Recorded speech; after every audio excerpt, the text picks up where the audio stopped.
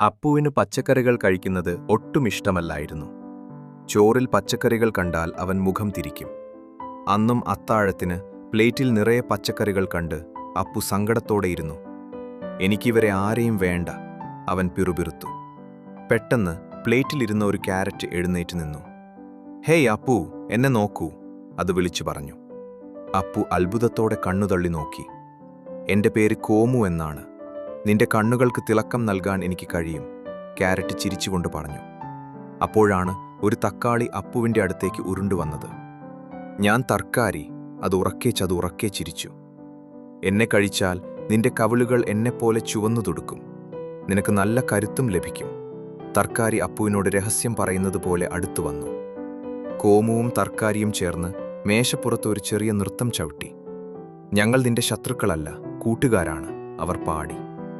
പച്ചക്കറികൾ സംസാരിക്കുന്നത് കണ്ട് അപ്പുവിന് പേടി മാറി, പകരം കൗതുകമായി.